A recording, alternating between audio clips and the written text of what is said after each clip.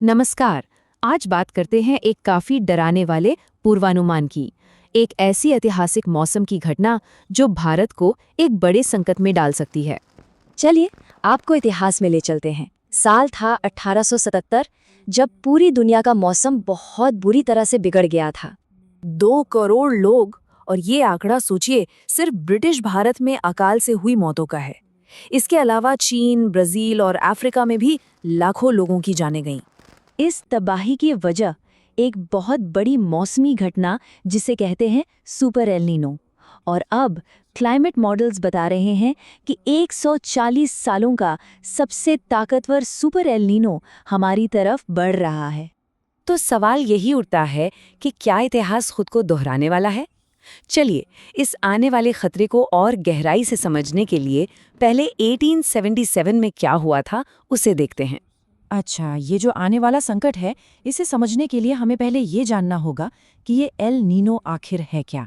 सीधे साधे शब्दों में कहें तो प्रशांत महासागर यानी पैसिफिक ओशन का एक बहुत बड़ा हिस्सा ज़रूरत से ज़्यादा गर्म हो जाता है, और बस यही बढ़ती गर्मी पूरी दुनिया का मौसम बदल कर रख देती है। मतलब ये सोचना ही कमाल का है कि कैसे सिर्फ हवा की रफ्तार में आए एक छोटे से बदलाव से ऑस्ट्रेलिया और भारत में सूखा पड़ सकता है और दूसरी जगहों पर भयंकर बाढ़ आ सकती है। हाँ, तो यहाँ सबसे ज़रूरी बात ये है कि 2026 की ये जो घटना है, ये कोई मामूली एल नीनो नहीं है। 3 वजहें हैं जो मिलकर इसे खास तौर पर खतरनाक बना रही हैं। चलिए इसमें से तीसरे पॉइंट पर थोड़ा ध्यान देते हैं, क्लाइमेट चेंज एम्पलीफायर, क्योंकि असली कहानी यहीं से शुरू होती है। देखिए, इस पूरे मामले को समझने के लिए थोड़ा पीछे चलते हैं। इंडस्ट्रियल रेवोल्यूशन से पहले हमारी धरती का तापमान बिल्कुल ठीक ठाक था, स्टेबल था। लेकिन आज की हकीकत एकदम अलग है। हम इंसानों ने क्लाइमेट चेंज की वजह से इस ग्रह को पहले ही काफी गर्म कर दिया है। आज हम जहां खड़े हैं वो बेसलाइन ही सामान्य से 1.4 डिग्री सेल्सियस ज्यादा गर्म है। सोचिए, ये हमारा नया नॉर्मल है। अब इस पहले से बढ़ी हुई गर्मी के ऊपर सुपर एल नीनो का असर भी जुड़ने जा रहा है। और अनुमान ये है कि ये सुपर एल नीनो अकेले ही तापमान में और 0.25 डिग्री के बढ़ोतरी कर देगा। तो जब ये दोनों आंकड़े मिलते हैं तो हम एक ऐसे टेम्परेचर की बात कर रहे हैं जो इंसान ने अपने इतिहास में पहले कभी नहीं देखा। प्लस 2.9 डिग्री सेल्सियस, ये गर्मी का एक ऐसा लेवल है जिसकी हम कल्पना भी नहीं कर सकते। और बस यही हमारी सबसे बड़ी और असली समस्या है। ये मिसाल मुझे लगता है इसे बिल्कुल सही तरीके से समझाती है कि कैसे क्लाइमेट चेंज एक नेचुरल वेदर इवेंट को एक बहुत बड़े खतरे में बदल रहा है। तो चलिए अब आगे बढ़ते हैं और देखते हैं कि ये जो नंबर है ये सिर्फ एक नंबर न रहकर भारत के लिए ज़मीनी हकीकत में कैसे बदलेगा। देखिए, ये 4 लेयर्स हैं।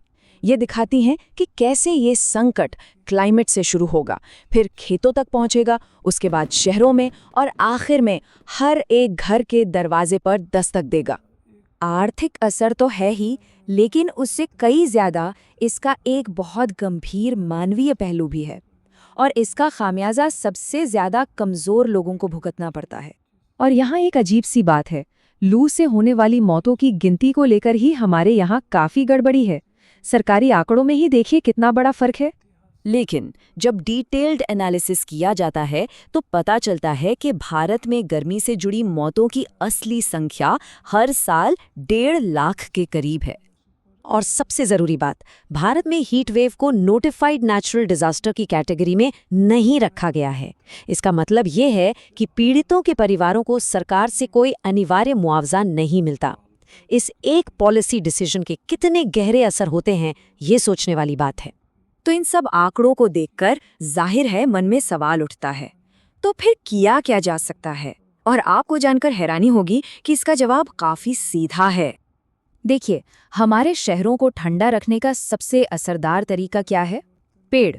लेकिन हो क्या रहा है, हम उल्टी दिशा में जा रहे हैं। IIT बॉम्बे की एक स्टडी का ये आंकड़ा हमें असली चुनौती का अंदाजा देता है। तो भले ये प्रॉब्लम बहुत बड़ी है, ग्लोबल है, लेकिन इसकी शुरुआत हम सब अपने लेवल पे कर सकते हैं। 3 बहुत सिंपल स्टेप्स हैं। और आखिर में बस यही एक सवाल बचता है, आज हम जो भी करेंगे, चाहे अच्छा या बुरा, वही उस दुनिया को तय करेगा जो 2026 में पैदा होने वाले बच्चे को विरासत में मिलेगी। एक ऐसी दुनिया जहां 45 डिग्री टेम्परेचर शायद गर्मी का एक नॉर्मल दिन माना जाएगा।